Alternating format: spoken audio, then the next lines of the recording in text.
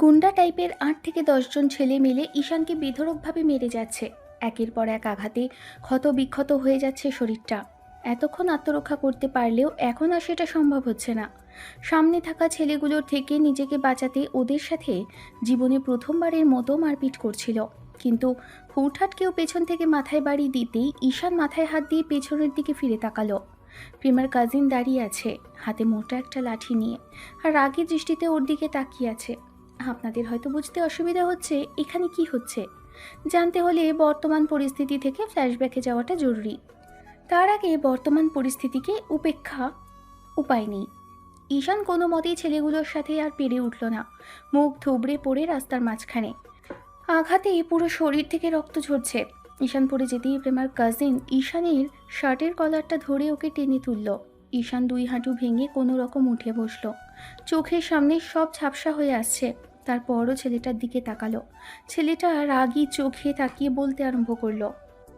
তোর সাহস কি করে হলো আমার খালাতো বোনের দিকে নজর দেওয়ার? তোর সাহস দেখে আমি অবাক হয়ে যাচ্ছি। আমি যদি আগে জানতাম তাহলে তোর মতো একটা ছেলে আমার বোনের পিছনে এতদিন ঘোরাঘুরির সাহস পেত না। আর আজকে বাড়ি বয়ে গিয়ে তুই বিয়ের মধ্যে বাধা দিয়েছিস। এখনো তুই বেঁচে আছিস, এটাই তোর ভাগ্য। ঈশান কোনো রকমে একটু হাসার চেষ্টা করে বলল। তোরা জানিস না কার গায়ে হাত দিয়েছিস। যদি বাঁচতে চাস তাহলে আমাকে এখানেই মেরে দে। আমি এমনিতেই মরে গেছি। প্রেমা যখন আজকে না জানিয়ে বিয়েটা করার সিদ্ধান্ত নিয়েছে তখনই আমার ভিতরটা মরে গেছে। ওকে ছাড়া থাকার কথা আমি কল্পনাও করতে পারি না। তোর বোন আজকেও আমাকে যেমন করে রিজেক্ট করে দিয়েছে তাতে আমার এমনিতেই বেঁচে থাকার ইচ্ছাই নেই। হ্যাঁ, তোকে মেরে দিব। তোকে বাঁচিয়ে রাখলে তুই আবার ঝামেলা সৃষ্টি করবি, আর আমি বেঁচে থাকতে তুই আর কোনো ঝামেলা করতে পারবি না। কথাগুলো বলেই প্রেমার কাজিন ঈশানের কলারটা শক্ত করে ধরে রাখল। তারপর সামনে তাকাতেই খেয়াল করলো দূর থেকে একটা পিকআপ ভ্যান দ্রুত গতিতে ছুটে আসছে ওদের দিকে। এতগুলো লোক রাস্তার মাঝখানে দাঁড়ানোতে বেশ যানজট বেঁধে গেছে। পিকআপ ভ্যানটা এগিয়ে আসতেই প্রেমার কাজিন ছেলেগুলোকে ইশারা করতে ওরা সেখান থেকে চলে গেল। পিকআপ ভ্যানটা সামান্যতম দূরত্বে থাকতেই ছেলেটা ঈশানকে ছেড়ে দিয়ে চলে গেল। ঈশানের শরীরে উঠে দাঁড়ানোর মতো বিন্দুমাত্র শক্তিটুকুও না বাকি নেই। ও হাঁটু গেড়ে সেখানেই বসে রইল।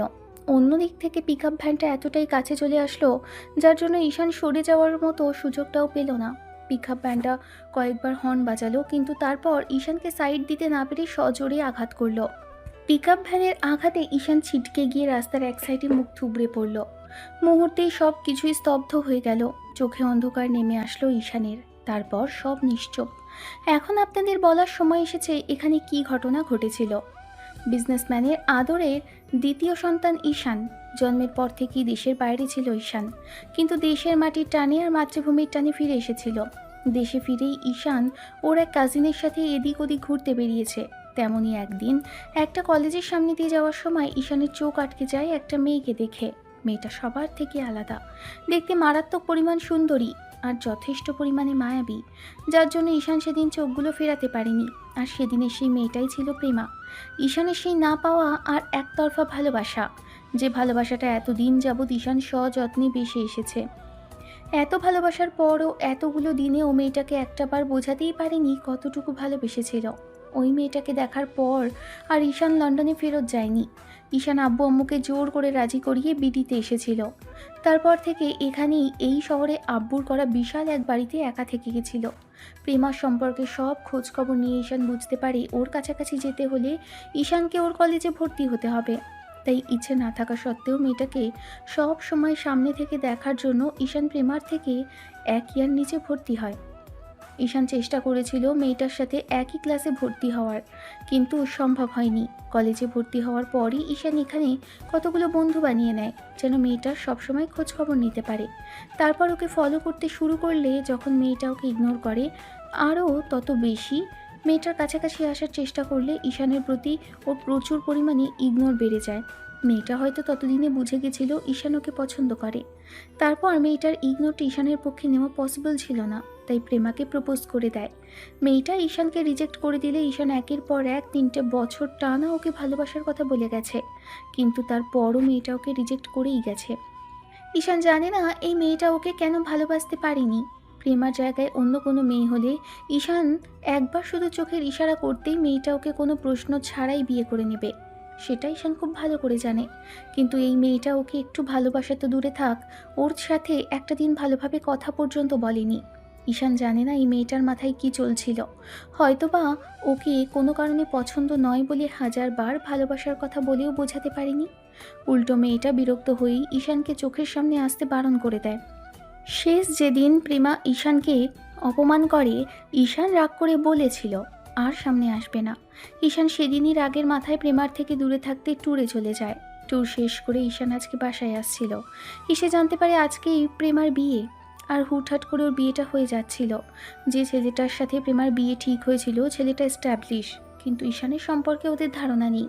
ঈশানের পরিচয় আর ঈশান কোন ফ্যামিলির ছেলে সেটা যদি ওরা জানতো তাহলে হয়তোবা ওর গায়ে হাত দেওয়ার মতো ওদের সাহসই হতো না। ঈশানের গায়ে হাত দেওয়া তো দূর, ওর সামনে আসার সাহসই ওদের হতো না। ঈশান যখন জানতে পারে প্রেমা আজকে বিয়ে করছে, তখন ঈশান বিয়ের ঠিক আগের মুহূর্তে গিয়ে ওর সামনে উপস্থিত হয়। ঈশান সবার সামনে নিজের ভালোবাসার কথাগুলো বলে, প্রেমাকে বারবার কনফিউজ করার চেষ্টা করে, কিন্তু প্রেমা ওকে সবার সামনে বলে দেয় ও বাবার পছন্দে বিয়েটা করে নিচ্ছে। মা বাবার কথার বাইরে প্রেমা কিচ্ছু করতে পারবে না। প্রেমা ঈশানকে চলে যেতে বললে ঈশান শুনছিল না। তখন প্রেমা ওকে একটা থাপ্পড় মারে। ঈশান তারপরও পাগলামি করছিল। তখন ওর কাজিন আর কতগুলো ছেলে মিলে ঈশানকে জোর করে বাইরে নিয়ে আসে। ঈশান এক পর্যায়ে রাগ কন্ট্রোল করতে না পেরে ছেলেগুলোর সাথে মারপিট করতে আরম্ভ করে। এক পর্যায়ে মারপিট করতে করতে প্রেমার কাজিন তানিম ওকে পেছন থেকে আঘাত করে। তারপর যা হলো সেটা তো আপনারা জানতেই পারলেন। তো ঈশান অনেক আগেই সেন্সলেস হয়ে গেছে। এরই মাঝে কতগুলো ছেলে দৌড়ে আসলো। আর যারা এসেছে তারা ঈশানের বন্ধু।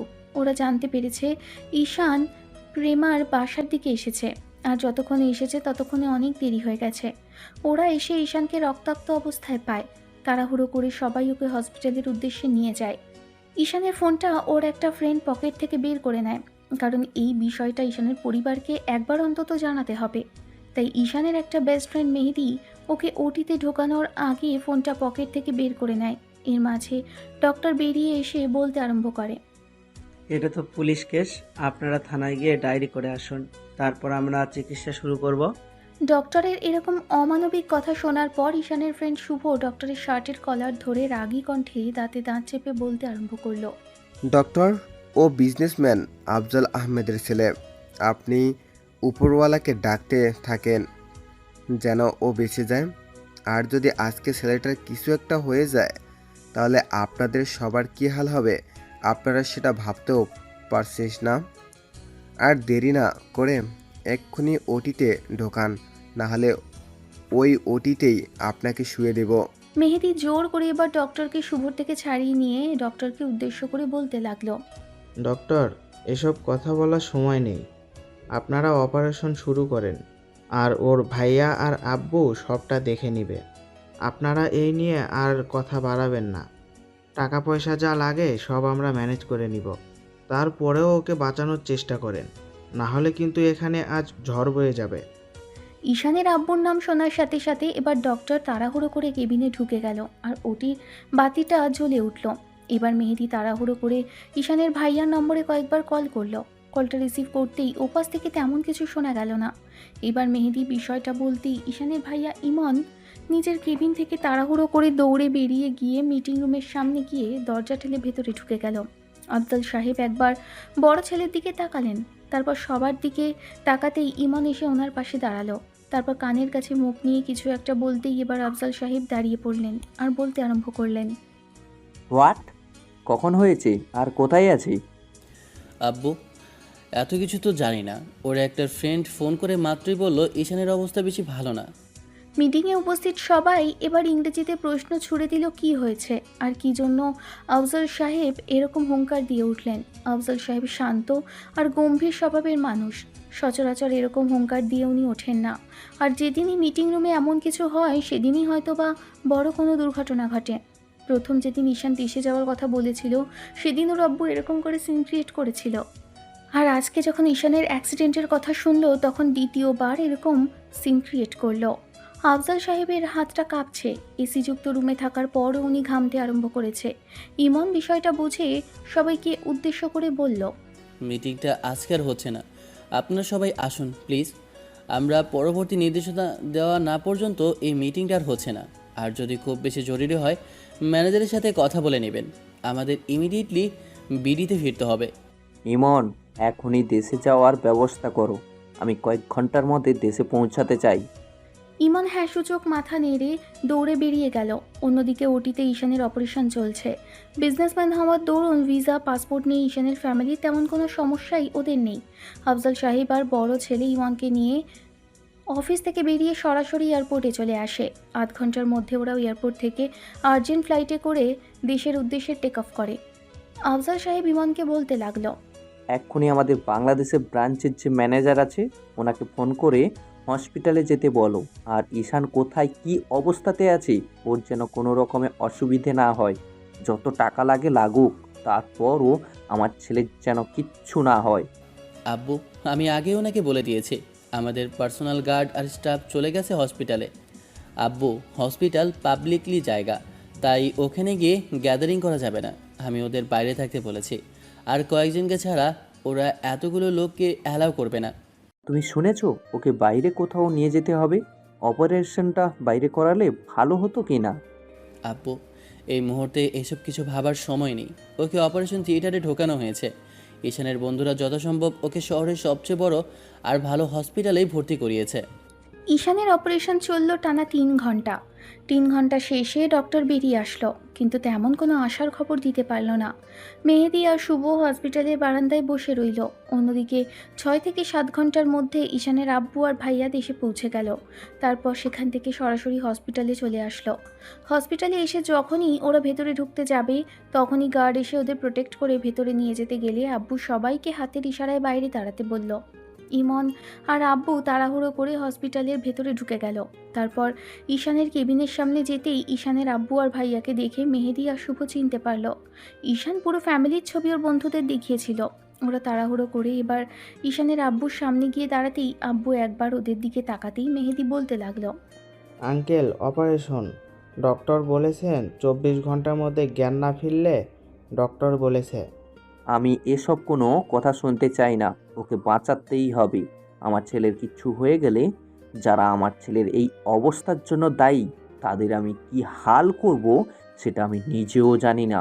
আঙ্কেল প্লিজ চিন্তা করবেন না, আপনি অসুস্থ হয়ে পড়বেন। প্লিজ আপনি শান্ত হন। কোন মেয়ের জন্য ওরা আমার ছেলের গায়ে হাত তুলেছে? যে মেয়ের জন্য আমার ছেলেকে এইভাবে হসপিটালে বেডে শুয়ে থাকতে হচ্ছে, সেই মেয়েকে আমার সামনে দেখতে চাই। ইমন, জাস্ট 1 আওয়ার।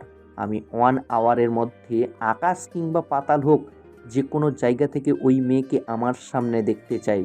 ইমন, তাকে কিভাবে আনবে আমি জানি না। মেয়েটা যেন কোথাও যেতে না পারে। আমার ছেলের জ্ঞান ফেরার আগে আমার ছেলের সামনে ওই মেয়েকে চাই। ঈশানের আব্বুর এমন ধারা কথা শুনে মেহেদি আর শুভর মনে হাজারো প্রশ্ন ঘুরপাক খেতে লাগলো। এ কেমন বাবা, যে ছেলের এই অবস্থার জন্য যে মেয়ে দায়ী, সেই মেয়েকেই কিনা ওর সামনে আনতে বলছে। এবার মেহেদি কিছু বলতে যাবে তার আগেই শুভ ওর হাত ধরে থামিয়ে দিল। দুজনেই খুব ভালো করেই জানে এখানে কি হতে চলেছে।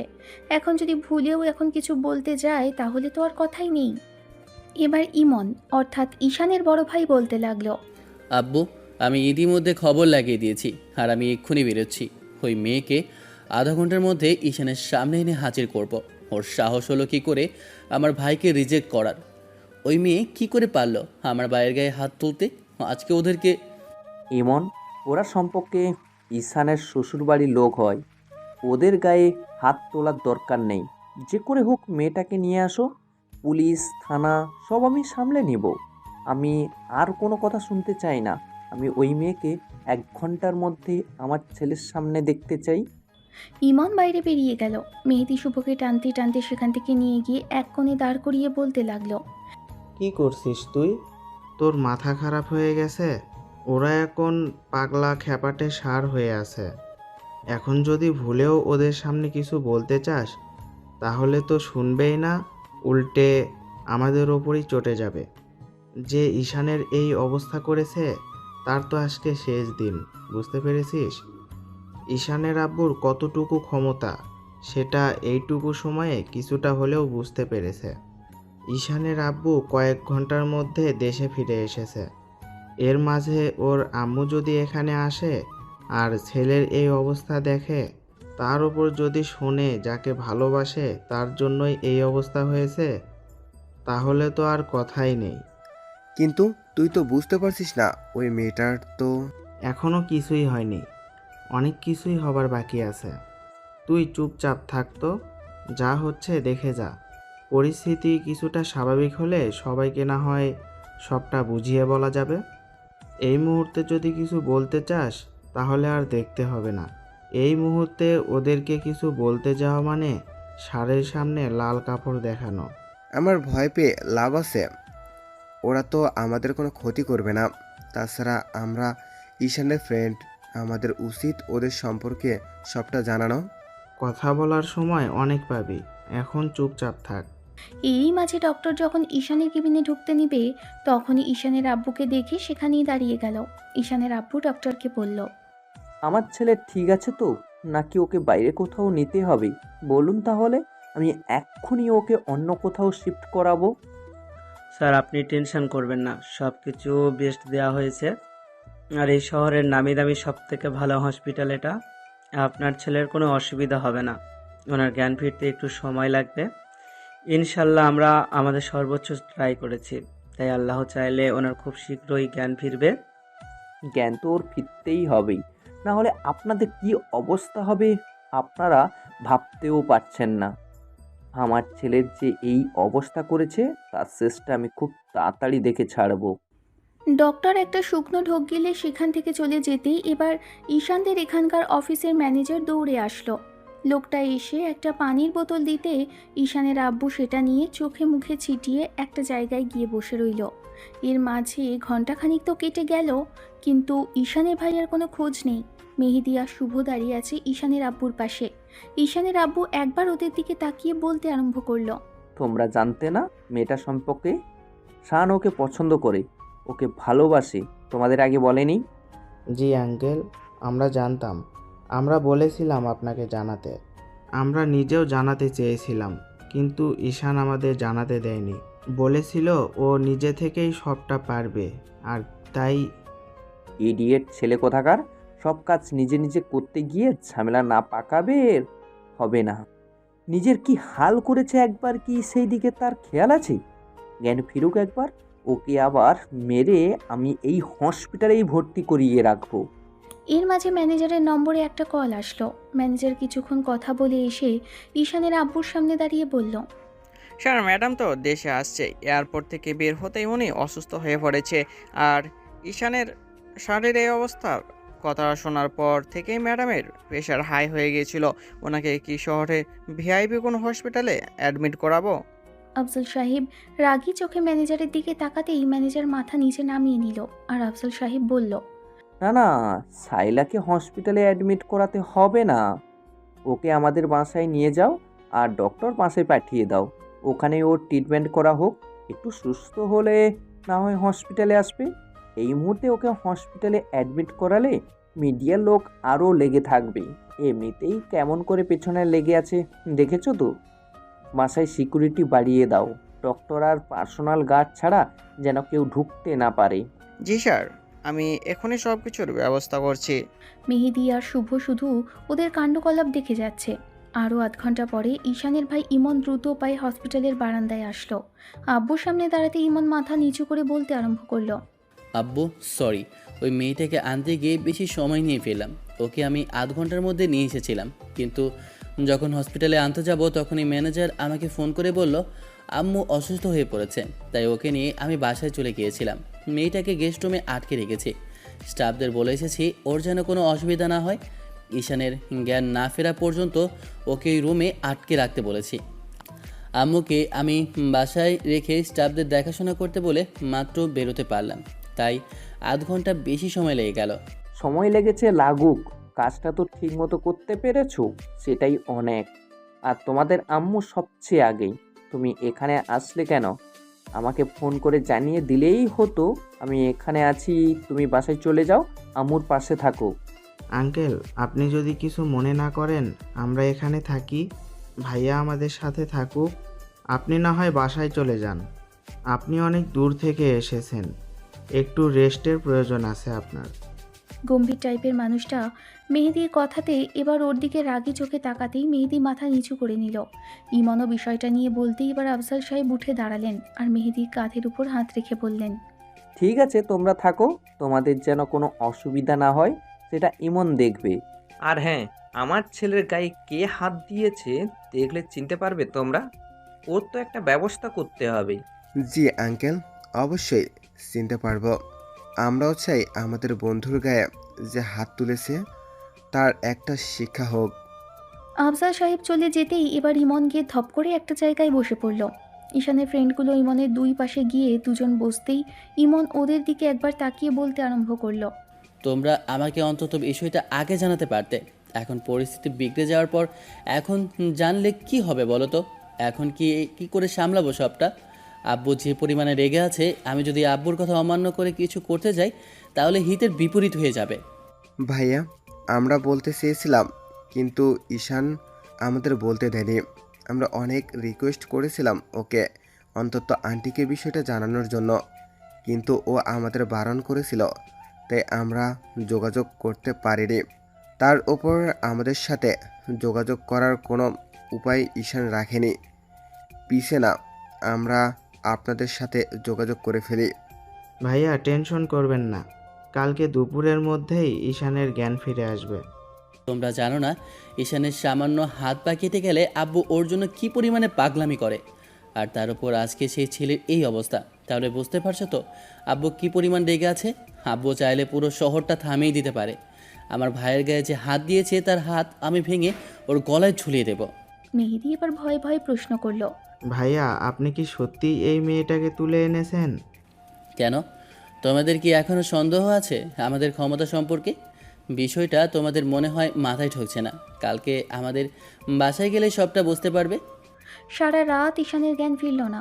ওরা তিনজন হসপিটালেই রইল। অন্যদিকে আম্মুর জ্ঞান ফিরেছে ভোরের দিকে। জ্ঞান ফিরতেই আম্মু উঠে বসলো আর গম্ভীরভাবে তাকিয়েছে আফজাল সাহেবের দিকে। শায়লা বেগম ছেলের খবর জানতে চাইলে আফজাল সাহেব তেমন আসার কথা শোনাতে পারলেন না। বেলা বাড়ার সাথে সাথেই নিচে একটা ঘর থেকে বেশ জোরে সোরে চিৎকার চেঁচামেচির আওয়াজ আসতে লাগলো। শায়লা বেগম শোনার চেষ্টা করলেন চিৎকারটা কোথা থেকে আসছে। তারপর কিছুক্ষণ বাদেই বলতে লাগলেন, ইমনের আব্বু, কে চিৎকার চেঁচামেচি করছে এমন করে? তোমার ছেলের বউ কালকে তুলে এনেছে ইমন। ইমন মেয়েটাকে নিচে গেস্ট রুমে আটকে রেখেছে। তোমার ছেলের জ্ঞান ফিরলে মেয়েটাকে নিজে তোমার ছেলের সেবা করবে, তারপর সাথেই মেয়েটার বিয়ে দিব আমি দাঁড়িয়ে থেকে। এটা কি করেছো তোমরা? জোর করে একটা মেয়েকে আটকে রেখেছো। এসব বাইরে জানাজানি হলে থানা পুলিশ হবে, তাতে মান সম্মানের কিছু থাকবে? জোর করে কখনো কাউকে আটকে রাখা গেলেও তার মনকে কখনো আটকে রাখা যায় না। আফজাল সাহেব গম্ভীরভাবে কিছুক্ষণ স্ত্রীর দিকে চেয়ে রইলেন। শায়লা বেগম বিছানা ছেড়ে নামতে গেলে আফজাল সাহেব ওনাকে ধরে বসিয়ে দিতে গেলে তখন শায়লা বেগম বলতে আরম্ভ করলো, আমি মেয়েটার সাথে দেখা করব, আমাকে যেতে দাও। তোমরা যা শুরু করেছো এতে আমার ছেলেটার কখনো ভালো হবে না। আফজাল সাহেব তার স্ত্রীকে আর বাধা দিলেন না, উল্টো ধরে নিচে নামিয়ে নিয়ে আসলো। তারপর মেয়েটার রুমের সামনে আসতেই চেঁচামেচির শব্দ আরও জোরালো হলো। ভেতর থেকে কান্নার শব্দ স্পষ্ট ভেসে আসছে। এবার আফজাল সাহেব একটা মেয়েটকে ইশারা করতে মেয়ের দৌড়ে এসে সামনে দাঁড়ালো আর বলতে আরম্ভ করলো, স্যার, ম্যাডাম কিছু খেতে চাইছে না। উনি সেই রাত থেকে না খেয়ে আছে, হাতের কাছে যা পাচ্ছে তাই ভেঙে ফেলছে। উনি বলছে উনি বাসায় চলে যাবে, আমরা ওনাকে শান্ত করতে পারছি না। তুমি দরজা খোলো, আমি ওর সাথে কথা বলবো। মেয়ের রুমের দরজা খুলে দিতেই খেয়াল করলো এলোমেলো আর উস্কো খুস্কো চুলে ফ্লোরে একটা মেয়ে বসে আছে।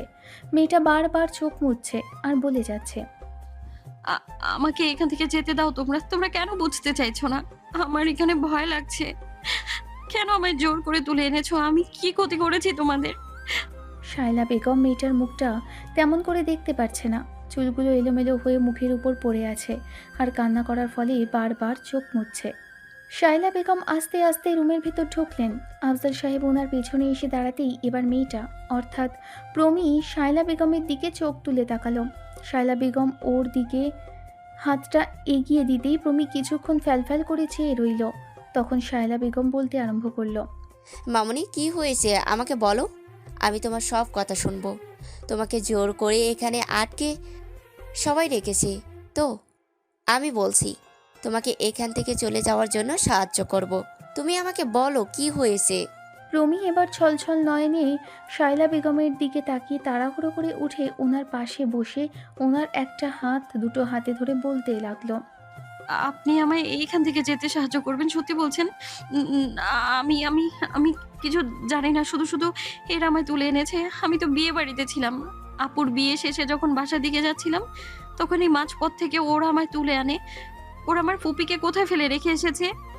তোমার ফুপি সসম্মানে বাসায় পৌঁছে গেছে, তাকে নিয়ে চিন্তা করতে হবে না। তুমি আমার ছেলেকে নিয়ে ভাবো। আপনারা যাকে ভাবছেন আমি সে নই। আমি তো বলছি আপু আর আমাকে একই রকম দেখতে, আমরা দুজন টুইন্স। আপুর জায়গায় আপনারা ভুলে আমায় তুলে এনেছেন। আপনাদের ভুল হচ্ছে, আমি প্রেমা নই। রমি অসহায় নয়নে বেগমের দিকে তাকিয়ে কথাগুলো বলতেই শায়লা বেগম মেয়েটার মুখের পাশে হাত রেখে একটু মুচকি হেসে বলতে লাগলো। মাশাআল্লাহ, আমার ছেলের পছন্দ আছে বলতে হয়। মামনি, তোমার নাম কি? মেয়েটা ফুপিয়ে ফুপিয়ে উঠছে। এবার আফজাল সাহেব ধমকের সুরে আবারও জিজ্ঞেস করলেন ওর নামটা। তখন প্রমি কাঁদতে কাঁদতেই বলল, প্রমি। আমি আমি আর আপুর জমজ। আপুর থেকে আমি কয়েক মিনিটে ছোট, কিন্তু আমাদের দেখতে একই রকম। তাই আপুর সাথে সবাই আমায় গুলিয়ে ফেলে, আর আজকেও তাই হয়েছে। বিশ্বাস করুন আপু, কাল বিয়ে হয়ে গেছে। আমি বলেছিলাম কিন্তু কেউ আমার কথা শুনেনি, উল্টো জোর করে আমায় তুলে এনেছে। আন্টি প্লিজ, আপনি আমায় এখান থেকে যেতে দিন। আমি বাসায় চলে যাব, আমার খুব ভয় লাগছে এখানে। মামনি, আমার ছেলে সুস্থ না হওয়া পর্যন্ত তুমি এখান থেকে যেতে পারবে না। আমার কলিজার টুকরা ছেলেটার যারা এই অবস্থা করেছে তাদের সাথে বোঝাপড়া না করে কেউ তোমাকে বাসায় যেতে দেবে না। আগে ঈশানের জ্ঞান ফিরুক, তুমি ওর সাথে কথা বলো, তারপর বাকিটা ভাবা যাবে। এখন কান্নাকাটি বন্ধ করো। আন্টি আমি কিছুই জানি না, আমি তো শুধু শুনেছিলাম আপুর সাথে কারোর সাথে রিলেশনশিপ ছিল, সম্পর্ক ছিল বলে ভুল হবে। ওই ছেলেটা হয়তোবা মানে আপনাদের ছেলে হয়তোবা ওকে পছন্দ করতো, কিন্তু আপু ওনাকে ভালোবাসেনি। আর কালকে আপনাদের ছেলে আপুর বিয়ের সময় যেতেই সবাই রেগে গিয়ে ওনাকে বাসা থেকে বের করে দেয়। তারপর কি হয়েছে আমি তো কিছুই জানি না। প্লিজ আন্টি, আপনারা আমায় ছেড়ে দিন। এ বাড়িতে আমি একা কথা বললে তো হবে না মামনি। তোমার আব্বু একবার যা বললে সেটাই হয়। ওনার কথা নড়চড় করানোর সাধ্যও আমার নেই। মেয়েটা অবাক হয়ে যাচ্ছে। ওর আব্বু মানে কার কথা বলল ভদ্রমহিলা? প্রমি ফ্যাল করে ওনার দিকে তাকিয়ে রইল। মেয়েদের মাঝে খাবার নিয়ে এসে শায়লা বেগমের সামনে দাঁড়িয়ে বলতে লাগলো, উনি সকাল থেকে কিছু খাননি, কাল রাতেও কিছু খাননি ম্যাডাম। খাবারগুলো সব ছুঁড়ে ফেলে দিয়েছে। ঠিক আছে, তুমি খাবারগুলো রেখে যাও, আমি নিজ হাতে ওকে খাইয়ে দিচ্ছি। না না, আমি কিছু খাবো না, আমায় বাসায় যেতে দিন। আপনারা আমায় জোর করে কেন আটকে রেখেছেন? আমি কি অন্যায় করেছি যা শাস্তি আমায় দিচ্ছেন আপনারা? শায়লা বেগম খাবারগুলো প্রমির মুখের সামনে ধরলে প্রমি খেতে না চাইলে এবার আফজাল সাহেব আরেক ধমক দিতেই প্রমি কেঁপে উঠল। তখন শায়লা বেগম ওনাকে বললেন, কি শুরু করলে তুমি? বাচ্চা মেয়ে ভয় পাবে তো। কেন বারবার ওর সাথে এরকম করছো? তুমি এখান থেকে যাও, আমি দেখছি ব্যাপারটা। মামনি, আমি কথা দিচ্ছি তোমার কোনো অসম্মান এ বাড়িতে হবে না। আমার কথা শোনো তাহলে। আমি বাসায় যেতে সাহায্য করব, তার জন্য তোমাকে সুস্থ থাকতে হবে। তুমি যদি এভাবে না খেয়ে অসুস্থ হয়ে পড়ো তাহলে তো তোমাকে বাসায় যেতে দেওয়া হবে না। প্রমি ভাবতে আরম্ভ করলো চুপচাপ খেয়ে নেওয়াটাই ভালো। ভদ্রমহিলার পাশে বসে থাকাটা লোকটা যে পরিমাণে বদরাগী, বারবার শুধু ধমকাচ্ছে। লোকটার ধমকে ওর হাতটা বেরিয়ে আসার উপক্রম, তাই চুপচাপ খেয়ে নেওয়াটাই ভালো। শায়লা বেগম আরও কয়েকবার বলতেই প্রমি খেতে লাগলো। এরই মাঝে ইমন রুমের মধ্যে ঢুকলো আর বলতে লাগলো, আব্বু আম্মু, ঈশানের জ্ঞান ফিরেছে। ভাই কারোর সাথে কথা বলছে না, চুপচাপ বসে আছে। তোমরা চলো, তোমাদের দেখলেও কথা বলতে পারে। তোমরা যাও, আমি ওকে নিয়ে আসছি। না না, আমি কোথাও যাবো না, আমি কোথাও যেতে চাই না। আমায় বাসায় দিয়ে আসুন প্লিজ। এই মেয়ে, তোমাকে বলেছি না তুমি কোথাও যেতে পারবে না। একটা কথা কান খুলে শুনে রাখো, তুমি আমার ছোট ভাইয়ের বউ হবে। তোমার বাড়ির লোকজন আমার ভাইয়ের সাথে যে বিহেভ করেছে তার তুলনায় তোমার সাথে এখনও কোনো খারাপ ব্যবহার করা হয়নি। তাই ভদ্রভাবে থাকো। ঈশানের জ্ঞান ফিরেছে, ও তো তোমাকে দেখলে তোমার সাথে কথা বলবে। তাড়াতাড়ি খাওয়া শেষ করে এক্ষুনি আমাদের সাথে হসপিটালে যেতে হবে তোমাকে, আর কোনো কথা নয়। ইমন, কার সাথে কিভাবে কথা বলতে হয় জানো না? ও তোমার জুনিয়র ঠিক আছে, কিন্তু তোমার ছোট ভাইয়ের বউ হবে। ভদ্রভাবে কথা বলো, আর কোনো কথা নয়। তোমরা যাও, আমি ওকে নিয়ে আসছি, বললাম তো। তুমি বললে এই মেয়ে যাবে না, সবাই একসাথেই বেরোবো। মেয়েটাকে খাওয়ানো শেষ করে শায়লা বেগম মেয়েটার চুল আঁচড়ে ফ্রেশ করিয়ে ওকে নিয়ে বাইরে আসলো। মেয়েটা কিছুতেই যাবে না। তখন ইমন একটা হুঙ্কার দিতে মেয়েটা ভয়ে চুপসে গেল আর কান্না করে দিল। শায়লা বেগম প্রমীর চোখের পানি মুছে দিয়ে ওকে নিয়ে গাড়িতে উঠিয়ে বসালো। ঈশানের আম্মু এক হাতে ওকে কাঁধে জড়িয়ে ধরে বলতে আরম্ভ করলো, মামনি, আমার ছেলে দুটো অনেক সাধনার ফল।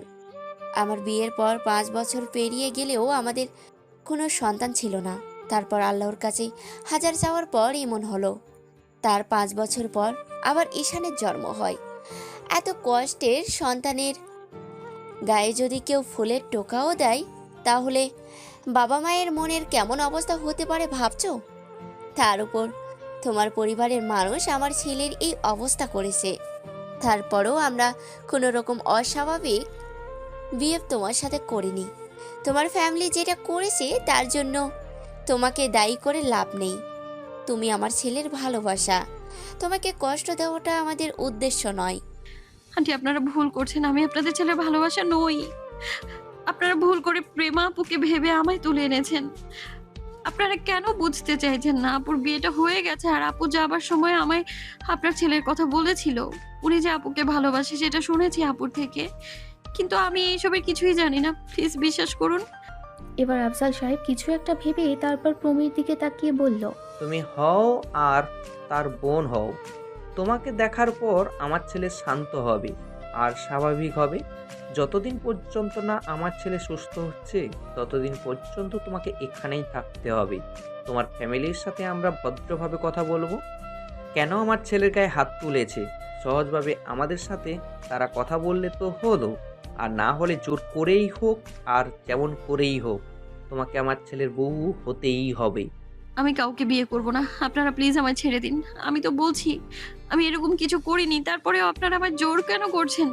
ঠিক আছে, তুমি কিছু করনি, আগে হসপিটালে চলো। তোমাকে দেখার পর ঈশানের প্রতিক্রিয়া কীরূপ হয় তারপর না হয় বাকি কথা বলা যাবে।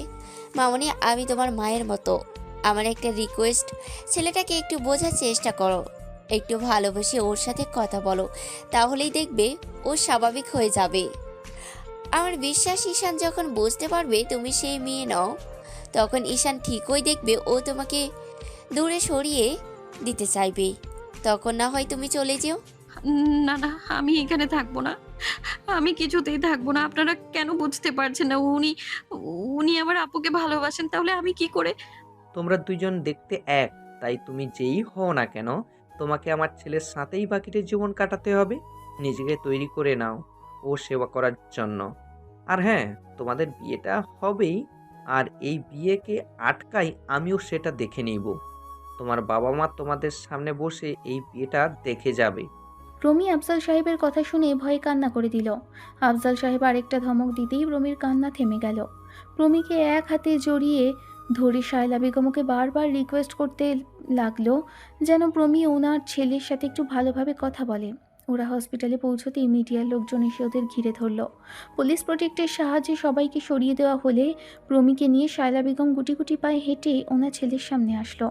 প্রথমে ঈশানের আব্বু আর ভাইয়া গিয়ে ঈশানের সাথে কথা বলার চেষ্টা করলেও শত কথা বললেও ঈশান কোনো কথার জবাব দিল না। তারপর যখন ঈশানের আম্মু কেবিনের ভেতরে গেল, ঈশান আম্মুর দিকে ফ্যালফ্যাল করে তাকিয়ে রইল।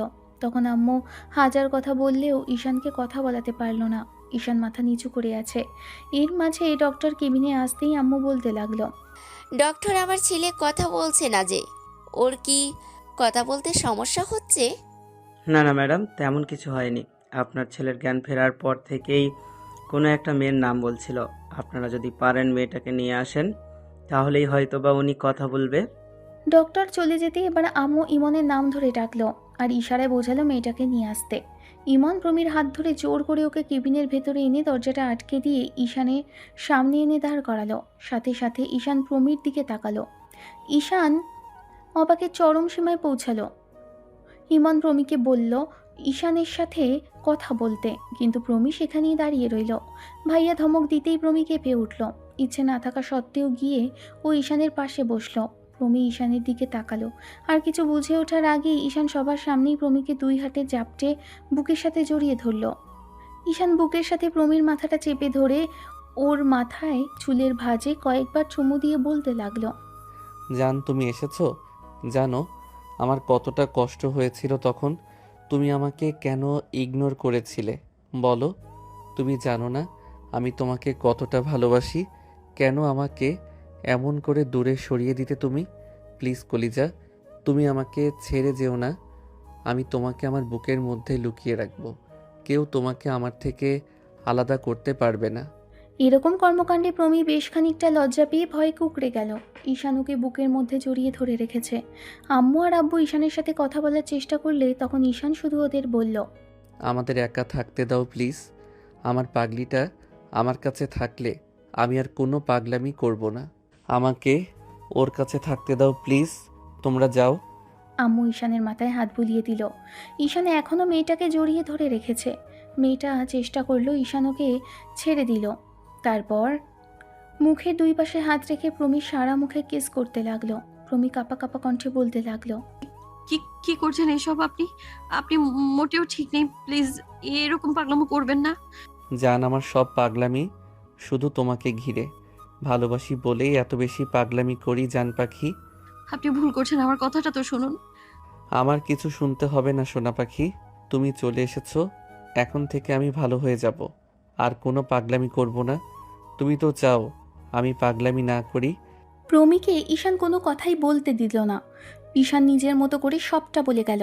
ঈশান আবার ওকে বুকের মাঝে জড়িয়ে ধরতেই প্রমীর কেমন যেন একটা অনুভূতি হতে লাগলো। ও বারবার ভাবছে এই মানুষটাকে কি করে ওর বোন এত বেশি ভালোবাসার পরও ফিরিয়ে দিল। আপু আসলেই দুর্ভাগা, না হলে মানুষটা ওকে এত বেশি ভালোবাসে আর তাকে এমন করেও ফিরিয়ে দিয়েছে। ঈশান প্রমীকে নিজের কাছ থেকে এক মুহূর্তের জন্য সরতে দিল না। অন্যদিকে মেয়ে এরকম উধাও হয়ে যাওয়াতে প্রমীর বাবা থানায় ডায়েরি করলো। তাই থানা থেকে ঈশানের আব্বু আর ভাইয়াকে ডাকা হলে ওরা গিয়ে থানায় দেখা করলো। থানার ওসি ঈশানের আব্বুকে দেখে বলতে লাগলো, আপনারা নাকি ওনাদের মেয়েকে আটকে রেখেছেন জোর করে। আফজাল সাহেব, আপনার থেকে তো এরকম কিছু আশা করা যায় না। আপনি এত বড় মাপের একজন মানুষ হয়ে এরকম কাজ করবেন? ওনারা আমার ছেলের সাথে যা করেছে সেই তুলনায় আমি অনেক কম করেছি। যদি সাহস থাকে তাহলে যেন আমার বাড়ি থেকে নিজের মেয়েকে নিয়ে যায়।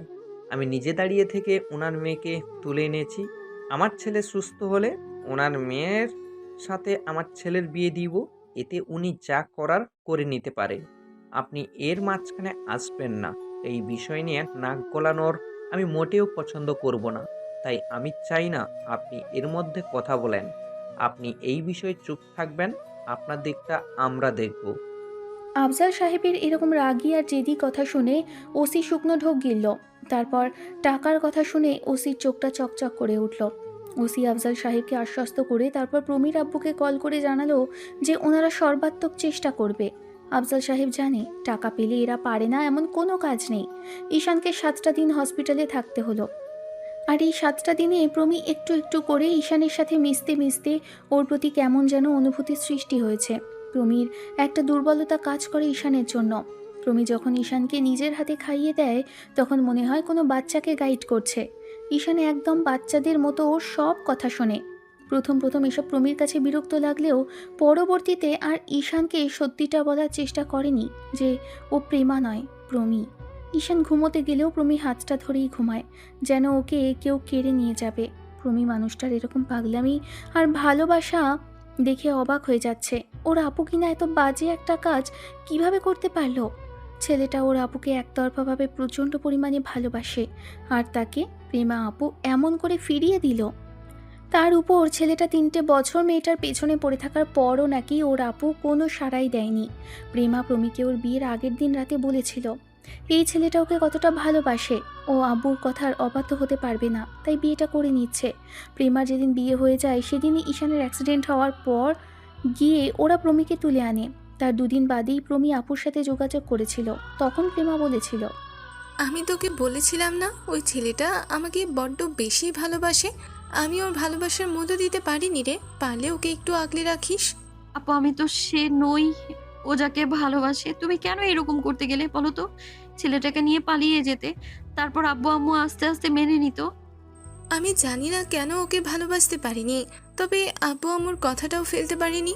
আমি ওকে বারবার বারণ করার সত্ত্বেও আমাকে ও ভালোবেসে গেছে। ওর ভালোবাসার মূল্য আমি দিতে পারিনি।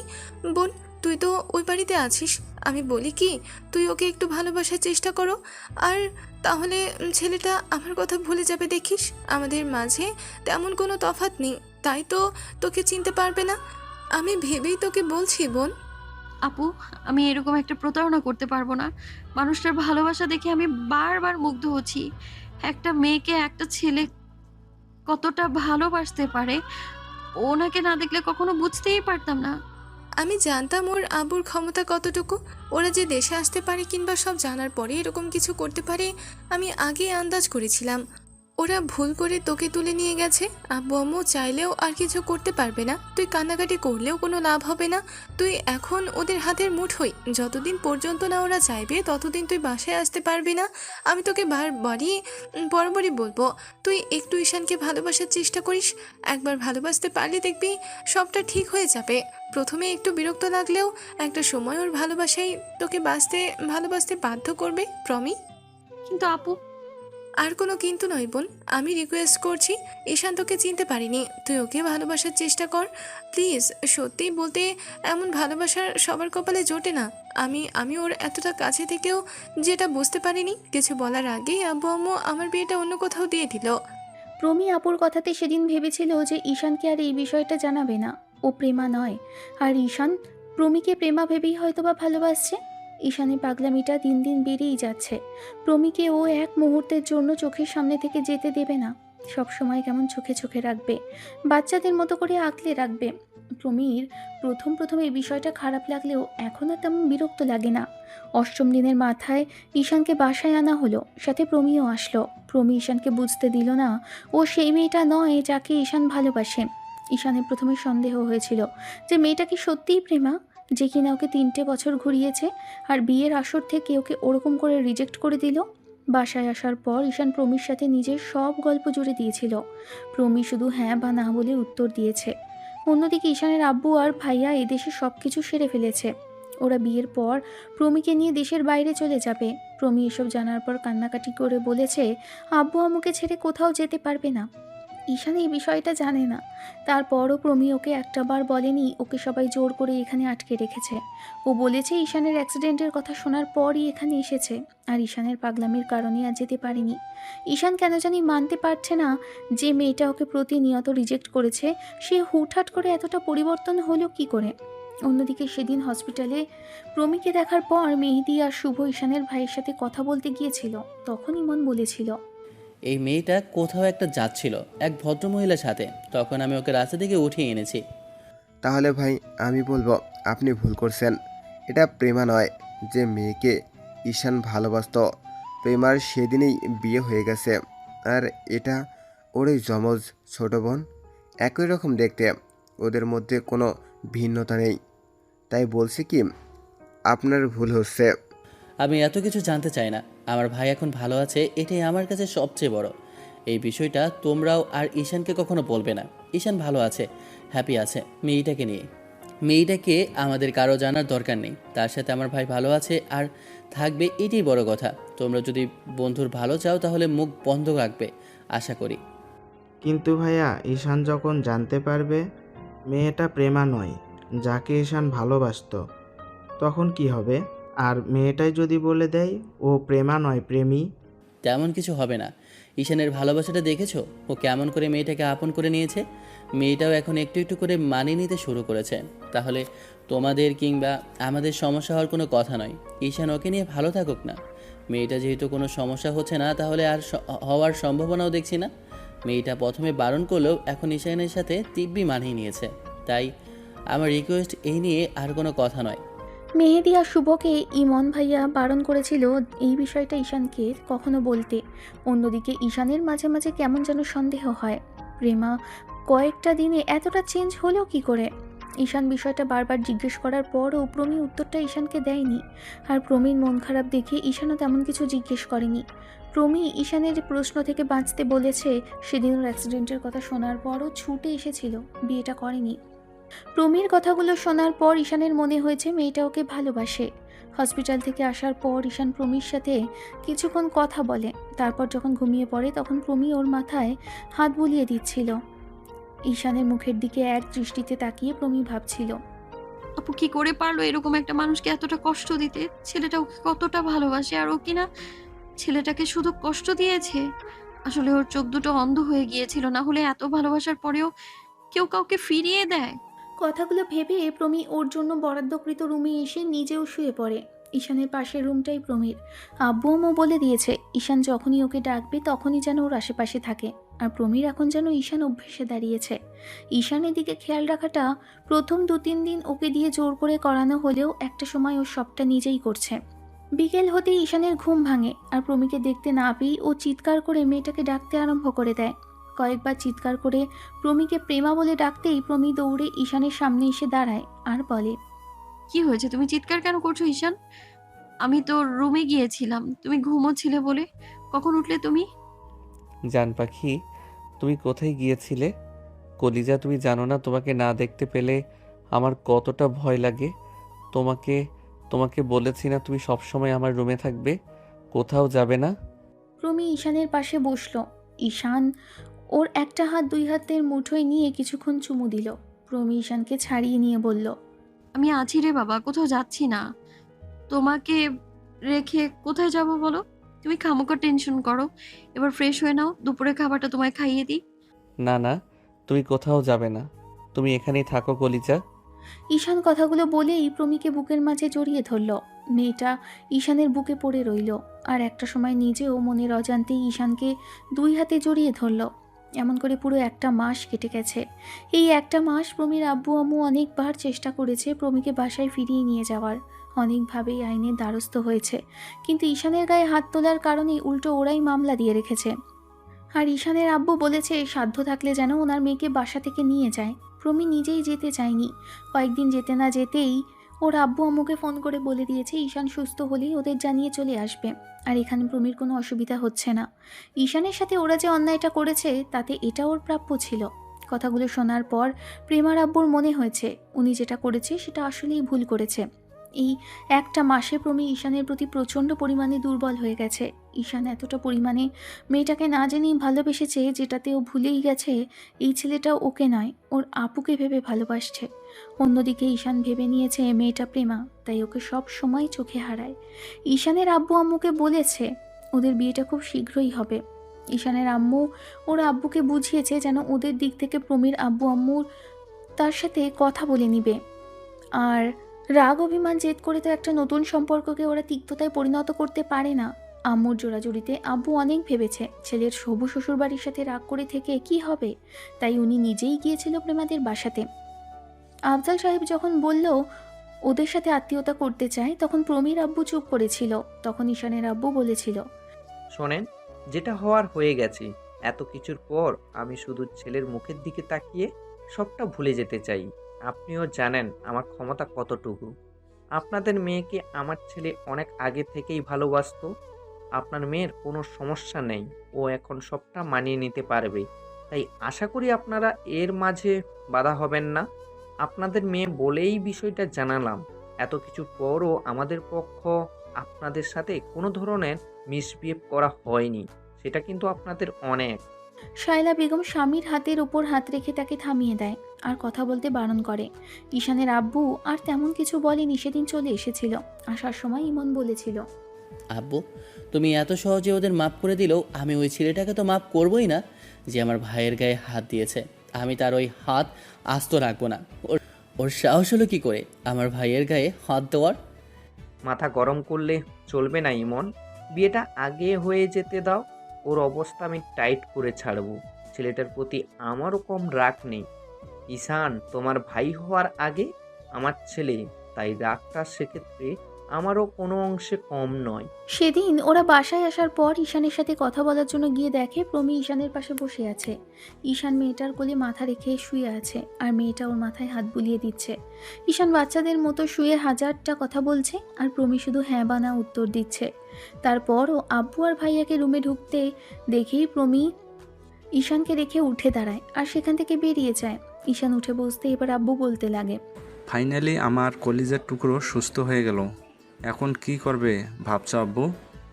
আব্বু তেমন কিছুই ভাবিনি, আগে প্রেমাকে বিয়েটা করে নেব, তারপর না হয়। বিয়ে নিয়ে তোমাকে ভাবতে হবে না, আমরা সব ঠিক করে এনে এসেছি। আজকে আমরা প্রেমার আব্বু আম্মুর সাথে কথা বলে এসেছি, ওদের আর কোনো আপত্তি নেই। আমি ভাবছিলাম তোমাদের বিয়ের কথাটা বলবো। আমি খুব শীঘ্রই ওকে নিজের করে নিতে চাই।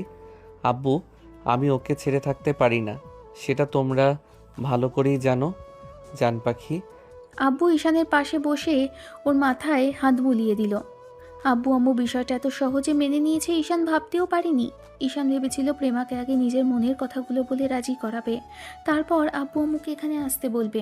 ওরা আসার পর প্রেমাকে ওদের সামনে এনে সারপ্রাইজ দেবে, কিন্তু ঈশান নিজেই সারপ্রাইজড হয়ে গেছিল, যার জন্য ঈশানের এরকম করে প্রেমাকে হারাতে হয়েছে। আর আজকে যাকে নিজের ভালোবাসা মনে করে জোর করে কাছে রেখে দিয়েছে, সে ওর ভালোবাসা নয়। কথাটা জানতে পারলে ঈশান কতটা কষ্ট পাবে সেটা নিয়ে আব্বু আর আম্মু ভয়ে আছে। অন্যদিকে দরজার বাইরে দাঁড়িয়ে প্রমি সব কিছু শুনল। সব শোনার পর ওর বুকের ভেতরটা ধক করে উঠল। ও তাড়াহুড়ো করে রুমে গিয়ে দরজা লাগিয়ে দিল। তারপর আপুকে কল করে বিষয়টা জানালে তখন ওর আপু কিছুক্ষণ চুপ করে থেকে বলতে লাগলো। তাহলে তুই কি করতে চাইছিস? বিয়েটা কি করবি নাকি পালিয়ে আসবি ভাবছিস? জানি না কি করব, তবে তুমি যেটা করেছো সেটা অন্যায় ছিল। সেই অন্যায়ের জন্য শাস্তি পেতে হচ্ছে আমায়। আমি জানতাম না তোমরা এরকম একটা কাজ করেছো, নাহলে অনেক আগেই বলে দিতাম ছেলেটাকে। কিন্তু ওর পাগলামোতে আমি বলতে পারিনি। ও যাকে ভালোবাসে আমি সেই নই। ছেলেটা তোকে ভালোবাসছে, তাহলে সমস্যা কোথায়? এমন ভালোবাসা আর কতজনের ভাগ্যে জোটে বল? তুই আর না করিস না বোন, বিয়েটা করে নে। ঈশান তোকে অনেক ভালোবাসবে। অন্যদিকে আব্বু আর ভাইয়া ঈশানের সাথে কিছুক্ষণ কথা বলে রুম থেকে বেরিয়ে যেতেই রুমে বসে থাকতে ভালো লাগলো না ঈশানের। ঈশান প্রমিকে কয়েকবার ডাকলে মেয়েটা দৌড়ে ও রুমে আসলো আর ঈশানের পাশে বসে রইল। ঈশান, আবার কি হলো? তুমি চিৎকার করছো কেন? তোমাকে না বলেছি আমি তোমায় রেখে কোথাও যাব না? এত ভয় পাচ্ছ কেন? ঈশান প্রমির মুখোমুখি হলো, তারপর ওর চোখের দিকে তাকিয়ে বলল। তুমি আমাকে সত্যিই ভালোবাসো নাকি আব্বু আম্মু তোমাকে এখানে জোর করে ধরে রেখেছে? বলো আমাকে। হঠাৎ এরকম কথা কেন বলছো ঈশান? তুমি তো জানো আমি তোমায় কতটুকু ভালোবাসি। না হলে কি এখানে থাকতাম বলো? যে মেয়ে নিজের ইচ্ছে ছাড়া কিছুই করে না, তাকে জোর করে কেউ আটকে রাখতে পারবে না ঈশান। তোমার মাথায় এসব কথা কেন আসছে? জানি না, হঠাৎ মনে হলো। আচ্ছা, তুমি কি বিয়েটা করার জন্য রাজি জান পাখি? পরবর্তীতে তোমার মনে হবে না তো তুমি একটা সাইকো ছেলেকে বিয়ে করেছো, যে সব সময় তোমাকে চোখে হারায়? তোমাকে এই বাড়িতে জোর করে সবাই আটকে রেখেছে, পরবর্তীতে তুমি আবার আমাকে সরিয়ে দেওয়ার চেষ্টা করবে না তো সোনা পাখি? প্রমি কোনো কথা বলতে পারল না, উঠে ব্যালকনিতে চলে গেল। ঈশান গিয়ে প্রমির পেছনে দাঁড়ালো, তারপর ওকে পেছন থেকে জড়িয়ে ধরে ঘাড়ে আর গলায় মুখ ডুবিয়ে দিল। ঈশান প্রমির পেটের উপর 2 হাত রেখে স্লাইড করতেই মেয়েটা কেঁপে উঠল। ঈশানের হাতটা উপর নিজের হাত জোড়া চেপে ধরে ঠোঁট জোড়া কামড়ে ধরে ঈশানের স্পর্শটা সহ্য করে নেওয়ার চেষ্টা করলো। একটা সময় ঈশান প্রমির বুকের ওঠানামার গতিটা বুঝতে পেরে ওকে ছেড়ে দিয়ে রুমে চলে গেল। এখনই এখান থেকে না গেলে এই মুহূর্তে যে ভুল কিছু একটা হয়ে যাবে ঈশান বুঝতে পেরেই প্রমিকে ছেড়ে দিল। ঈশান অসুস্থ থাকার কারণে এতদিন বাসা থেকে বের হতে পারেনি। সুস্থ হতেই ঈশানের বন্ধুরা ওকে নিয়ে বাইরে বেরোতে শুরু করেছে। একদিকে প্রমি এই কয়েকটা দিনে বুঝতে পেরেছে না চাইলেও ওর ঈশানকে বিয়েটা করতে হবে। এতে ঈশান হয়তোবা কখনো জানতেও পারবে না এই মেয়েটা ওর সেই ভালোবাসা নয় যার জন্য ওকে এতটা কষ্ট সহ্য করতে হয়েছে। ঈশানের আম্মু বেজায় পরিমাণে হ্যাপি ছোট ছেলের বউকে পেয়ে গেছে। আর এত ভালো আর নম্র ভদ্র মেয়ে কিনা ওনার ছেলেকে ভালোবাসে, কথাগুলো ভেবেই উনি নিশ্চিন্তে নিঃশ্বাস নিতে পারছে। আর প্রমি শায়লা বেগমকে বলে দিয়েছে বিয়েতে ওর কোনো আপত্তি নেই। আর এতেই ঈশানের মনে সন্দেহের বাসা বেঁধেছে, যে মেয়েটা ওকে বারবার রিজেক্ট করেছিল সে এত সহজে কি করে বিয়েতে রাজি হয়ে গেল। প্রতিদিনের মতো আজকে সকালে ঈশান ঘুম থেকে উঠে আর প্রমিকে ডাকেনি। ব্যালকনির রিং ধরে দাঁড়িয়ে বাইরের দিকে তাকিয়ে আছে। কিছুক্ষণ বাদে প্রমি রুমে এসে ঈশানকে না দেখে ওয়াশরুমে গিয়ে দেখলো সেখানে ঈশান নেই। তারপর তাড়াহুড়ো করে ব্যালকনিতে এসে দেখলো ও দাঁড়িয়ে আছে। প্রমি গিয়ে ঈশানের পাশাপাশি দাঁড়ালো। ঈশান একবার মেয়েটার দিকে তাকাতেই ওর এলোমেলো চুলগুলো ঈশানের মুখে আছড়ে পড়ল। ঈশান আর তাকালো না মেয়েটার দিকে। এবার রুমি চুলগুলো ঠিক করে নিয়ে বলল, ঈশান কি হয়েছে? আজ সকালে উঠে আমায় ডাকলে না যে একবারের জন্যও? এখানে এসে দাঁড়িয়ে আছো যে, শরীর খারাপ করেছে তোমার? কথাগুলো বলে প্রমি ঈশানকে নিজের দিকে ফিরিয়ে নিয়ে তারপর ওর গালে কপালে হাত দিয়ে দেখতে লাগলো ও ঠিক আছে কিনা। ঈশান প্রমির একটা হাত দুই হাতে মুঠোয় নিল, তারপর কিছুক্ষণ মুখের দিকে তাকিয়ে রইল। প্রমি লজ্জা পেয়ে মাথাটা নিচু করে নিতেই ঈশান বলতে লাগলো, আমি তোমার সাথে বড্ড বেশি পাগলামি করি না জান পাখি। তোমার এসব বিরক্তিকর লাগে সেটা আমি খুব ভালো করে বুঝতে পারি। ভালোবাসি যে, তাই পাগলামিটা এসেই যায়। ভালোবাসাটা তো 3টা বছরের, এত সহজে ভুলে যাই কি করে?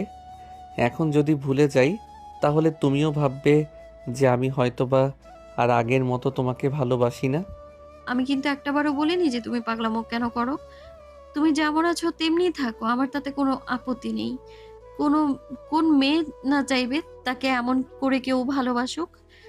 প্রত্যেকটা মেয়েই চায় এরকম করে তাকে কেউ একজন ভালোবাসুক, এত বেশি ভালোবাসুক যার জন্য সে সবসময় ওই মানুষটার কাছেই থাকবে আর ওই মানুষটাকে নিজের করে নিতে পারবে। আব্বু আর ভাইয়া বিয়ে তোড়জোড় শুরু করতে চাইলে ঈশান ওদের বাধা দেয়, বলে আর কয়েকটা দিন যাক, তারপরও নিজে থেকেই জানাবে। ইমন ভাইয়া শেষ পর্যায়ে ওই ছেলেটাকে খুঁজে বের করতে সফল হয়েছে। প্রথমে তো ওই বখাটে ছেলেগুলোকে ধরে ইচ্ছে মতো পিটিয়েছে, তারপর হসপিটালে ভর্তি করিয়ে দিয়েছে, কারো হাত কারো পা ভেঙে ঝুলিয়ে দিয়েছে। আর শেষ পর্যায়ে যে ছেলেটা অর্থাৎ প্রেমার খালাতো ভাই ঈশানকে আঘাত করেছিল, সেই ছেলেটাকে ইমন গর্ত থেকে টেনে বের করেছে। প্রমির সাথে ঈশান কথা বলছিল, এমন সময় ভাইয়ার নম্বর থেকে কল আসলো। ঈশান ফোনটা রিসিভ করতে ভাইয়া ওকে বিষয়টা জানালেই তখন ঈশান বলল, ভাইয়া, তুমি ওর গায়ে হাত দিও না, আমি ওর সাথে কথা বলবো।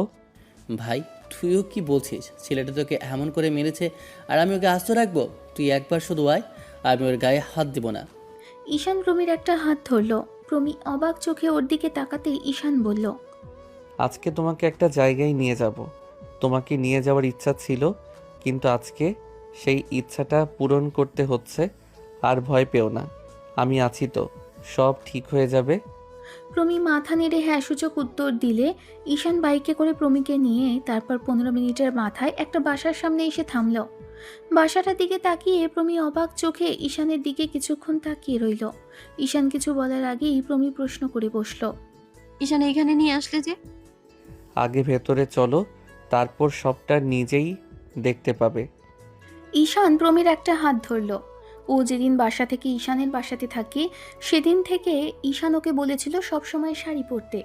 ঈশানের কথাগুলো প্রথমে বিরক্তি লাগলেও পরবর্তীতে শায়লা বেগমের কথাতে ইমন প্রমির জন্য এক গাদা ঈশানের পছন্দের শাড়ি এনে দিয়েছিল। প্রমি তখন থেকেই শাড়ি পরে। আজকেও তেমন শাড়ি পরেছে, সব কিছু ম্যাচিং করা, যেটা ঈশান বরাবর পছন্দ করে। ঈশান প্রমির হাত ধরে ওকে বাসার ভেতরে নিয়ে আসলো। ডাইনিং রুমে প্রবেশ করে দেখলো ঈশানের ভাইয়া আর আব্বু দাঁড়িয়ে আছে। প্রমির আব্বু আম্মু বসে আছে, ওনাদের থেকে দূরে প্রেমা দাঁড়িয়ে আছে। ঈশান প্রেমার দিকে তাকাতেই প্রমি বেশ খানিকটা ভয় পেয়ে গেল ওর আপুকে দেখে। ঈশান প্রমির হাতটা ছেড়ে দিল। তখন ইমন বলতে লাগলো, ভাই তুই আমাকে বারণ করলি কেন ওকে মারতে? এই হারামিটার কত বড় সাহস, ও তোর গায়ে হাত দিয়েছে। তুই সেদিন বলেছিলি না ও তোকে টাচ করে অনেক বড় ভুল করেছে? আজকে সেই ভুলের মাসুল ওকে দিতে হবে। ও বুঝতে পারবে সেদিন না জেনে কত বড় ভুল করেছিল। ছেলেটা ভয়ে চুপসে গেছে। ভাইয়া কথাগুলো বলেই বাইরের দিকে চলে গেল। তারপর একটা হকি স্টিক হাতে এসে ছেলেটার সামনে দাঁড়াতেই ঈশান গিয়ে ভাইয়াকে আটকে দিল আর বলল, কাউকে ভাইয়া আঘাত করা কিংবা কষ্ট দেওয়াটা কোনো সমস্যার সমাধান নয়, সেটা আমার ছিল না। আমি না জেনেই প্রেমাকে ভালোবেসেছিলাম। প্রেম আমাকে ভালোবাসতে পারেনি, তার জন্য আমাকে রিজেক্ট করেছিল। ভালোবাসাটা কোনো ছেলে খেলা নয়। আমার প্রতি হয়তোবা ওর কোনো অনুভূতি ছিল না, তাই ভালোবাসতে পারিনি। এর মাঝে ওকে টেনে এনে লাভ কি? তুই কি বলছিস? ওরা তোর গায়ে হাত দিয়েছে আর ওদের এমন করে ছেড়ে দিব? দেখ ভাই, তুই আমাকে বারণ করছিস বলে এতক্ষণ কিছু করিনি, তাই বলে যে এই ছেলেটাকে ছেড়ে দেব সেটা কি করে ভাবছিস? সব কিছু রাগ আর জেদ দিয়ে দেখলে হয় না ভাইয়া, ভালোবাসা দিয়ে দেখলে জীবন অনেক সুন্দর। তুমি ওকে ছেড়ে দাও। প্রমির বাসার সবাই অবাক হলো ঈশানের কথা শুনে। অন্যদিকে প্রমি ঈশানের কথার আগাগোড়া কিছুই বুঝতে পারছে না। ভাইয়াকে সরিয়ে দিয়ে ঈশান ছেলেটার সামনে এসে ওর কাঁধের ওপর হাত দিয়ে ওকে ইশারা করলো চলে যেতে। ছেলেটা দৌড়ে সেখান থেকে চলে গেল। ঈশানের কর্মকাণ্ড দেখে আব্বু আর ভাইয়া সবাই অবাক হলো। ঈশান প্রমির হাতটা ধরে ওর আব্বু আম্মুর সামনে এনে দাঁড় করালো। প্রমির আব্বু আম্মু দাঁড়িয়ে গেল। ঈশান একবার প্রেমার দিকে তাকিয়ে মুচকি হাসলো। প্রেমার পাশে ওর হাজবেন্ড দাঁড়িয়ে আছে। ঈশান আবার প্রমির দিকে তাকিয়ে আবারও ওর আব্বু আম্মুর সামনে দাঁড়িয়ে বলতে আরম্ভ করলো, আন্টি আঙ্কেল, না জেনে আপনার মেয়েকে আমি ভালোবেসেছিলাম। যখন ওকে জানিয়েছিলাম ভালোবাসি, তখন প্রেমা আমাকে মেনে নিতে পারিনি। আর সেদিন আমাকে বলেছিলেন আমার যোগ্যতা নেই আপনার মেয়েকে ভালোবাসার। সত্যি কি তাই? আমি আপনার মেয়েকে ভালোবাসার যোগ্যতা রাখি না আঙ্কেল? ভালোবাসার যোগ্যতা দিয়ে হয় কি না আমার জানা নেই। আমার সাথে আপনারা যেটা করেছেন তার জন্য আমি আপনাদের কাউকে দায়ী করছি না। এটা আমার পাওনা ছিল, আর কিছুটা ভাগ্যে ছিল, আর বাকিটা আমার কর্মফল। না জেনে এমন একজনকে ভালোবেসেছিলাম যে আমার কোনো অনুভূতিই বোঝেনি। আব্বু আম্মু আর ভাইয়া আমাকে প্রচণ্ড পরিমাণে ভালোবাসে। আব্বু আম্মু অনেক সাধনার পর আমাদের পেয়েছিল। কখনো আমাদের গায়ে একটা ফুলের টোকা লাগলেও তাদের রাতের ঘুম হারাম হয়ে যায়। আর সেখানে আপনার লোকগুলো আমার গায়ে হাত দিয়েছিল, তারপরও ওরা আপনাদের সাথে তেমন কোনো মিসবিহেভ করেনি, শুধু প্রেমার আব্বু আম্মু বলে। প্রেমা আর প্রমি দুজনেই ঈশানের দিকে ড্যাব ড্যাব করে তাকিয়ে রইল। প্রমি এখন বুঝতে পারছে যে ঈশান হয়তোবা এতদিনে জেনে গেছে ও প্রেমা নয়, প্রমি। এবার ঈশান প্রমির হাতটা ছেড়ে দিয়ে বলতে আরম্ভ করলো, আঙ্কেল আন্টি, জোর করে আমি কিছু পেতে চাই না। জোর করে আপনার মেয়েকে আমি আটকে রেখেছিলাম নিজের মনকে শান্ত করতে। আর যখন নিজেকে শান্ত করতে পেরেছি, তখন জানতে পেরেছিলাম নিজের কাছে যাকে জোর করে আটকে রেখেছি সে প্রেমা নয়, যাকে আমি ভালোবাসতাম আর যে আমাকে ঘৃণা করত সেই মেয়েটা ও নয়। তাছাড়া কাউকে জোর করে আটকে রাখাটা একটা বোকামি। মানুষকে আটকে রাখা গেলেও কখনো মনটাকে আটকে রাখা যায় না। আপনার মেয়ে হয়তোবা আমার সাথে ছিল, কিন্তু তারপরও কখনো প্রকাশ করেনি ও প্রেমা নয়। প্রথমে বুঝতে না পারলে পরবর্তীতে ওর ঠোঁটের নিচে তিলটা না দেখতে পেয়ে শিওর হয়েছিলাম ও প্রমি। যে মেয়েটা আমাকে 3টা বছর যাবৎ ঘৃণা করে আসছে, সেই মেয়েটা আমাকে হুটহাট করেই ভালোবাসবে, এটা কোনোভাবেই মেলাতে পারছিলাম না।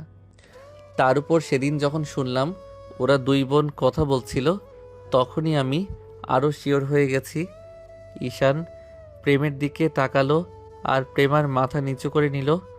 তখন আবার বলতে লাগলো, ভালোবাসা এত সহজ নয় যতটা সহজে আমি বাঁচতে পেরেছিলাম, কিন্তু আপনি সেটা পারেননি। তাই আব্বু আম্মুর পছন্দে বিয়ে করে নিয়েছিলেন। আমি জানি না আমার মধ্যে কোনো কিছুর কমতি ছিল কিনা, হয়তোবা ছিল, তাই আমাকে ভালোবাসেননি। যাই হোক, স্বামী সংসার নিয়ে ভালো থাকবেন। আপনাকে পেলাম না বলে যে আপনাকে অভিশাপ দিব কিংবা আপনার খারাপ চাইব, তেমন ছেলে আমি নই। সবসময় পূর্ণতার নামই ভালোবাসা নয়, সেটা আমি খুব ভালো করেই জানি। প্রমির আব্বু আম্মু মাথা নিচু করে আছে। প্রমি ছলছল নয়নে ঈশানের দিকে তাকিয়ে আছে। এবার ঈশান প্রমির সামনে 2 হাত জোর করে বলতে আরম্ভ করলো, আপনার কোনো দোষ না থাকা সত্ত্বেও আপনার বোনের জন্য আপনাকে এরকম একটা পরিস্থিতিতে পড়তে হয়েছে, তার জন্য আমি সত্যি দুঃখিত। আমার প্রথমে কেমন সন্দেহ হতো, যাকে আমি ভালোবাসতাম সে এত সহজে সবটা ভুলে কি করে আমাকে ভালোবাসলো, কিছুতেই হিসাব মেলাতে পারছিলাম না। যখন বুঝতে পারলাম তখন ভেবে নিয়েছিলাম বিয়েটা করে নিব, অন্তত সারা জীবন প্রেমা নামক মানুষটার মতো কেউ আমার কাছে থাকবে। কিন্তু মনকে মানাতে পারছিলাম না, জানো তো, যাকে আমি ভালোবাসি আর যে আমাকে ঘৃণা করে সেই মেয়েটা তুমি নও প্রমি। মানতে পারছিলাম না তুমি প্রেমা কেন নও। আমি প্রথম কয়েকদিন তোমার বিরক্তি দেখেই বুঝতে পেরেছিলাম আব্বু আম্মুর জোড়াজড়িতে তুমি আমাদের বাসায় আছো, সেটা খুব ভালো করেই বুঝে গেছিলাম। আজকের পর আর আমাদের দেখা হবে না প্রমি, আর কেউ তোমাকে জোর করে ওই বাসাতেও আটকে রাখবে না। আঙ্কেল আন্টি, আমি আপনাদের মেয়েকে আপনাদের কাছে ফিরিয়ে দিয়ে গেলাম। আব্বু আর ভাইয়া ক্ষমতার জোরে আপনার মেয়েকে আটকে রেখেছিল। আপনার মেয়ে হয়তোবা সেটা প্রকাশ করেননি, নয়তোবা কোনো শঙ্কায়, কিন্তু আমি বুঝে গেছি প্রমি সেই মানুষটা নয় যাকে আমি ভালোবাসতাম। প্রমি কখনো আমার সাহায্যের প্রয়োজন হলে বলবে, যদি তোমার কোনো ভালোবাসার মানুষ থাকে আমাকে বলো, যেমন করে হোক তোমাদের আমি নিজে মিলিয়ে দেব। আর আমার এতদিনের পাগলামি সহ্য করার জন্য তোমাকে অসংখ্য ধন্যবাদ। তোমাকে অস্বস্তিতে ফেলার জন্য আবারও ক্ষমা চাইছি, আমাকে মাফ করো প্লিজ। কথাগুলো বলে ঈশান চাপা একটা দীর্ঘশ্বাস ফেলল। আব্বু আর ভাইয়া চুপচাপ দাঁড়িয়ে আছে। ঈশান বরাবরই যেটা বলবে সেটাই করে ছাড়বে, তাই সবাই চুপ করে আছে। ঈশান পেছনে ফিরে ভাইয়াকে উদ্দেশ্য করে বলতে আরম্ভ করলো। ভাইয়া, তোমরা আমাকে বারবার বলতে না বিড়িতে আসতে নেই? এখনকার মানুষগুলো বড্ড কঠোর, মনটা পাথরের মতো। এখন সেটা খুব ভালো করে বুঝে গেছি। আব্বু, আমাদের যাবার সময় হয়ে গেছে, আমাদের ফিরে যাবার ব্যবস্থা করো। আমি আর এখানে থাকতে চাই না। সেদিন তোমাদের কথা না শুনে আমি অনেক বড় ভুল করেছিলাম। এখানে থেকে ভুলের সংখ্যাটা আর বাড়াতে চাই না। বলা শেষ করে ঈশান পা বাড়াতে নিলেই কেউ ওর হাত ধরে ফেলল।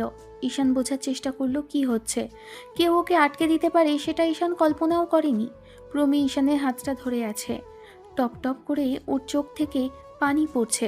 ঈশান পেছন ফিরতেই প্রমি ভাঙা ভাঙা কণ্ঠে বলতে লাগলো, তুমি চলে গেলে আমার কি হবে? সবাই প্রমির কথাতে অবাক চোখে তাকিয়ে রইল। তখন ঈশান প্রমির দিকে ফিরতেই প্রমি আবারও বলল, আপুকে না হয় ভুল করে ভালোবেসে ফেলেছিলে তুমি, দ্বিতীয়বার আমায় ভালোবেসেছিলে আপুকে ভেবে। যখন জানতে পারলে আমি প্রেমা নই, তখন কেন তোমার ভালোবাসাটা রইলো না? ভুল করে ভালো তো বেসেছিলে। তুমি আপুকে ভালোবাসো আর আমি তোমায় ভালোবাসি, তাহলে এখানে আমার কি অন্যায় ছিল ঈশান? আমি তো চাইনি তোমার কাছে থাকতে, জোর করে কেন ধরে রেখেছিলে, বাধ্য করেছিলে তোমায় ভালোবাসতে, আর এখন ভালোবেসে মাঝপথে ছেড়ে দিয়ে কেন চলে যাচ্ছ? আপুর শাস্তিটা আমায় কেন দিতে চাইছো তুমি? আমি কি করে থাকবো তোমার ছাড়া ঈশান? ঈশান কিছুক্ষণ অবাক চোখে প্রমির দিকে তাকিয়ে রইল। প্রমি কেঁদেই যাচ্ছে। এবার প্রেমা ওদের সামনে এসে দাঁড়ালো। কিছু বলতে যাবে তার আগেই ঈশান বলতে লাগলো, তোমাকে তো জোর করে ধরে রাখা হয়েছিল, আমাদের কাছে আটকে রেখেছিলাম। আমার কোনো অধিকার নেই জোর করে তোমাকে ধরে রাখার। কিন্তু আমি তো থাকতে চেয়েছিলাম, তাহলে এখন কেন দূরে সরিয়ে দিচ্ছ? কিছুক্ষণ নীরবতা চলল। এবার প্রেমা ঈশানের সামনে দাঁড়িয়ে দুহাত জোর করে বলতে লাগলো, আমি প্রমির কাছ থেকে সবটা শুনেছি ঈশান, দোষটা আমার ছিল। আমি তোমাকে ভালোবাসতে পারিনি। প্লিজ আমার ভুলের শাস্তি আমার বোনকে দিও না। ও আমার থেকে অনেক সহজ সরল, খুব সহজেই মানুষকে আপন করে নেয়। প্রমি তোমাকে অনেক বেশি ভালোবেসে ফেলেছে। কয়েকদিন আগেও প্রমি ফোন করে বলেছিল ও বিয়েটা করে নিতে চাই। তোমার এত ভালোবাসা ও হারাতে চায় না। ও তোমাকে ভালোবেসে ফেলেছে। আমার বোনটা তোমার কাছে সারা জীবন থেকে যেতে চেয়েছিল, কিন্তু তুমি তার আগেই সবটা জেনে গেলে ঈশান। ঈশান, দয়া করে আমার ভুলের শাস্তি আমার বোনকে দিও না। প্রমি কান্নাটা আটকে রাখতে পারছে না, ফুপিয়ে ফুপিয়ে কেঁদে উঠছে। ঈশান চুপ করে রইল। এবার আব্বু এসে ওর কাঁধের উপর হাত রেখে বলতে আরম্ভ করলো, আব্বু, আমাদের ভালো তাকেই বাসা উচিত যারা আমাদের ভালোবাসে, আঁকড়ে ধরে বাঁচতে চায়। কখনো তাকে কষ্ট দেওয়াটা ঠিক না, যে আমাদের জন্য সব কিছু করতে পারে। তুমি প্রমিকে দ্বিতীয়বার ভালোবাসতে পারবে, ভুল করেই হোক আর জেনেই হোক। প্রমিকে তুমি ভালোবেসেছিলে, পার্থক্য শুধু এটুকুই, মানুষ দুটো আলাদা। যাকে তুমি ভালোবাসতে সে তোমাকে ভালোবাসতো না। তুমি যাকে ভুল করে ভালোবেসেছিলে সে ভুল করা মানুষটা আবার তোমাকে ভালোবেসেছে। তাই যেমন করেই হোক না কেন, ভুল থেকেও নতুন একটা সম্পর্কে সূচনা হচ্ছিল, তুমি সেটা নষ্ট করো না। প্রমি তোমাকে ভালোবেসে তো কোনো অন্যায় করেনি, তাহলে ওকে কেন তুমি ফিরিয়ে দিবি? এবার প্রমির আব্বু আম্মু ঈশানের সাথে কথা বলল। ওরা বলল ওদের কোনো আপত্তি নেই, ওরা যে ভুল করেছিল দ্বিতীয়বার সেই ভুলটা আর করতে চায় না। এবার ঈশান আর একটু এগিয়ে এসে প্রমির সামনাসামনি দাঁড়ালো। প্রমি মাথাটা নিচু করে নিতেই ঈশান ও থুতনিটা ধরে উঁচু করে চোখের পানি মুছে দিল। সাথে সাথে প্রমি ওকে জাপটে জড়িয়ে ধরল। ডুকরে কেঁদে উঠে বলতে লাগলো, সেদিন তুমি বলেছিলে না তোমায় ছেড়ে কোথাও না যাই যেন? আজকে আমি বলছি ঈশান, তুমি আমায় ছেড়ে কোথাও যেও না। তোমার আমায় ভালোবাসতে হবে না, আমি তো বাসি। আমি সারা জীবন তোমার কাছে থাকতে চাই। এই বুকটা আমার বড্ড আপন হয়ে গেছে জানো তো। যখন তুমি আমায় জড়িয়ে ধরতে তখন আমি তোমার নিঃশ্বাসের শব্দ শুনতে পেতাম। তোমার তোমার হৃদস্পন্দনগুলো আমায় বলে দিত তুমি কতটা ওই মানুষটাকে চাও, যে তোমার ভালোবাসাটা বুঝতেই পারেনি। তাহলে তুমি আমায় কেন তোমার কাছ থেকে দূরে সরিয়ে দিতে চাইছো? ইচ্ছে হলো কাছে টানলে, ইচ্ছে হলো দূরে সরিয়ে দেবে।